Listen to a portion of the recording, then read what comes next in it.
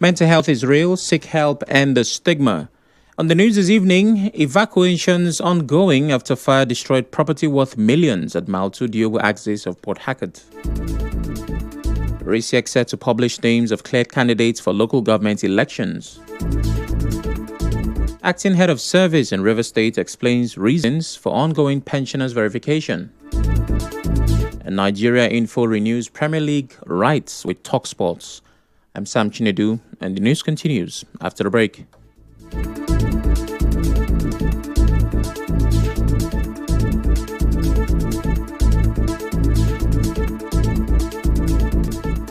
Notice of suspension of the Community Development Committee CDC Chairman, Mr. Franklin Egbebu. This is to bring to your notice that the Ogida people in their General Assembly today, Wednesday, 13th August 2025, suspended Mr. Franklin Egbebu as Community Development Committee CDC Chairman. A vote of no confidence was passed on him based on specific grounds mentioned at the Assembly. Therefore, his suspension took immediate effect. In place of a caretaker chairman, Mr. Franklin Mobilo has been appointed as CDC Chairman of Ogida Community. All relevant authorities, companies, individuals should take note and stop further dealings with the former CDC chairman from today, 13th August 2025. Signed, High Chief Ndujiriti Azatalam Onwa1 of Ogida, Acting Ochimba of Ogida Community, High Chief God Save Us Ndimele, Chief OKC Wadu, Chief Success Femi Nkwo, Mr. Francis Nwuga, Mr. Cyprian Wayanwu, Mr. Stephen E. Okorafo, Mr. Endurance Nkwocha, Mr. Linus Amadi.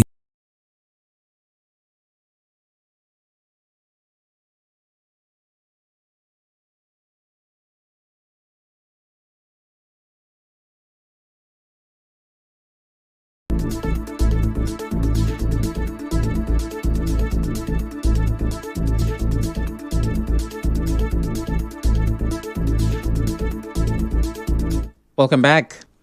Evacuations are still underway at number 57 Azikiwe Street, Mile 2 Diobu in Port Harcourt City local government area after an early morning fire destroyed properties worth millions of naira.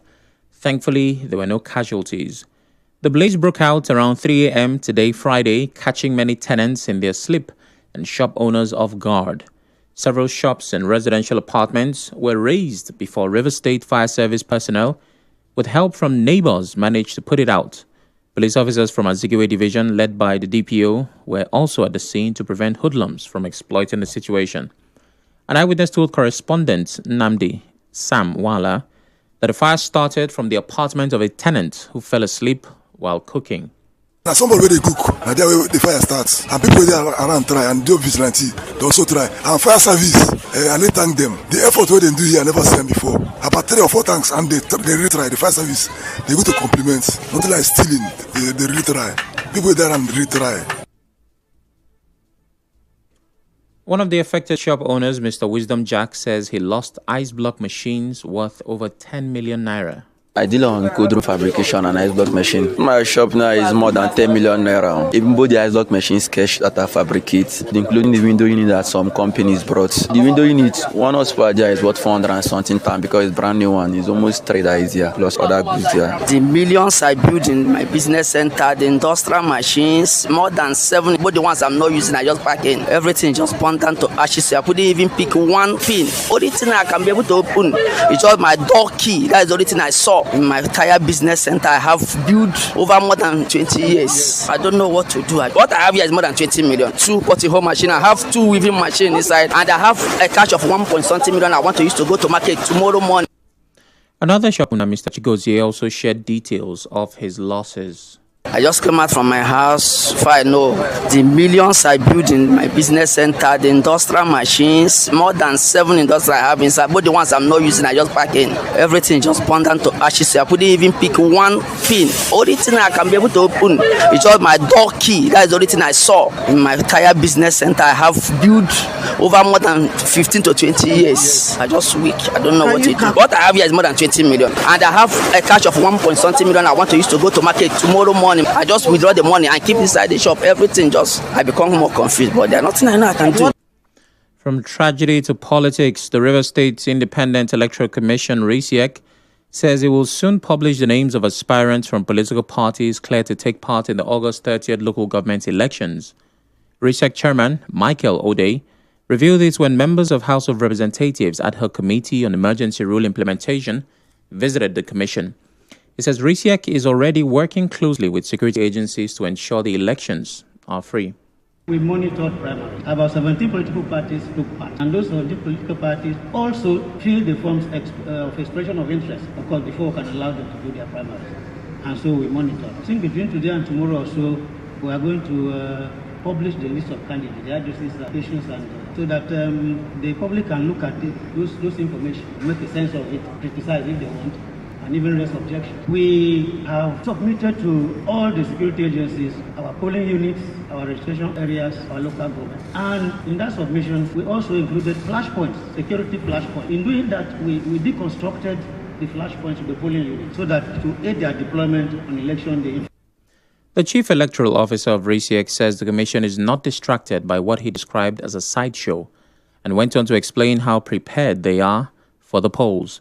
Meanwhile, Chairman of the Ad Hoc Committee, Professor Julius Ihovbere, is advising RISIEC to involve key stakeholders like INEC at every stage of preparations for the council polls. You know, you have to carry INEC along as much as is possible. I know there are debates as to whether you are given enough time or not. That is a debate that will be resolved one way or the other. But it shouldn't deter you from continuing to do your work, because I'm sure you are all experts in the laws that set up the commission. But their involvement and the supervision should be taken seriously, and keep them in the loop of everything you do so that there will be no explanation at the end of the day. The acting head of service in Rivers State, Dr. Yingi Brown, says the ongoing pensioners verification is aimed at updating pension records and building a proper database for retirees in the state. Speaking to our correspondent, Emeka Otuka, Dr. Brown explained that the process will pave the way for an app that would eventually replace physical verification. She noted that while the exercise could have been done at local government level, the absence of data made that impossible. You know that for pensions, you're supposed to do periodic verification. And that periodic verification is to eliminate people that may have passed away so that you can update your pension records. And I want to inform you that the last time in Rivers State that was done was in 2018. So it's long overdue. That's why we are carrying out this exercise. Before we started, we tried to put machineries in place so that this will be the last time that we'll gather them like this. So as they are taking their pictures, they are going to develop an app that we'll use subsequently for this exercise.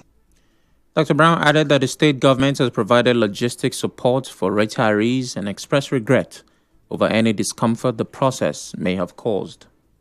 We are giving them some logistic support. As they finish, direct to their pension accounts, some amount of money is being paid into their account to support their logistics. And His Excellency, Vice Admiral Ibas, the administrator of Rivers State, is pensioner friendly. We made provisions for food for them. I'm sure you have also seen the bus to take them to their nearest bus stops where they can pick vehicles at the two centers. And the discomfort is regretted, but by things we have put in place, this will be the last time they will experience this level of discomfort. She also assured that arrangements are in place to attend to sick pensioners and to provide a link for those living abroad to be verified. But some pensioners at the verification center are not happy with the process. They accuse the government of failing to give enough information and insist the exercise should have been done at the local government level to reduce stress.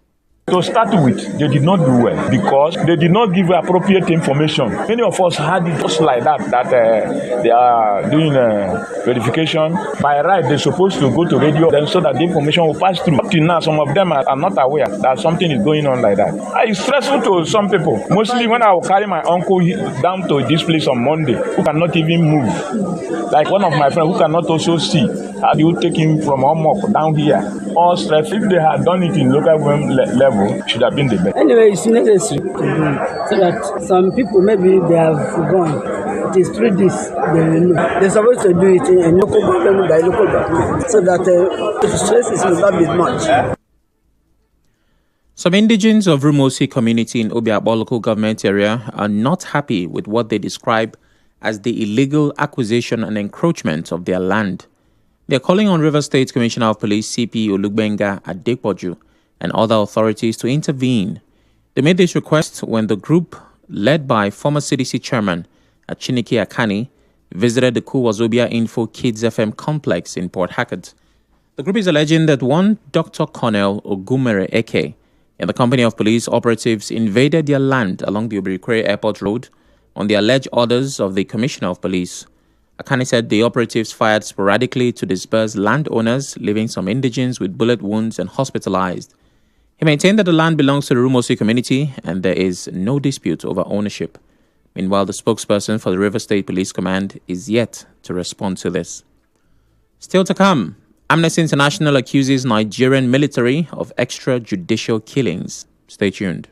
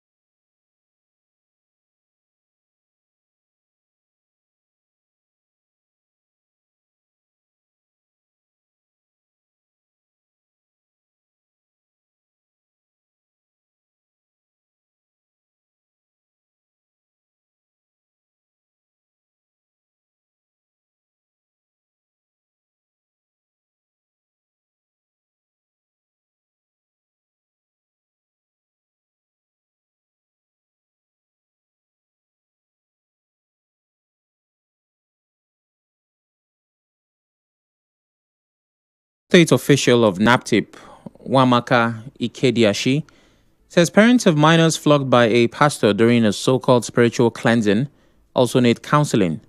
She describes the incident as a clear case of child abuse and insists the parents are victims who must understand the implications of their actions. The pastor, identified as Ifediora Joseph, was arrested for flogging children during a 3-day program in River State. Some parents and children later showed up at the police station singing and dancing in support of the pastor and claiming they consented to the act. Ikediashi maintains that the parents' consent only highlights the need for counseling to prevent such inhumane treatment in the future. Still talking human rights, Amnesty International says it has concrete evidence, including names and addresses of people allegedly killed extrajudicially by the Nigerian military in the southeast. In its new report, the group accuses the police, military, Ebubago, and non-state actors of widespread abuses, documenting over 1,844 deaths between January 2021 and June 2023. Alongside torture, disappearances, and arbitrary arrest, Country Director Issa Sanusi says many killings happened during operations in areas suspected of harboring IPOB or ASN members, and some victims were taken far from their homes and never seen again. The military has rejected the findings, with defense spokesman Major General Marcus Kanye insisting it does not engage in extrajudicial killings and that security operations have weakened criminal groups. But Sanusi says Amnesty interviewed 100 people for the report, contacted the military about the allegations without receiving a response, and has nothing against the armed forces.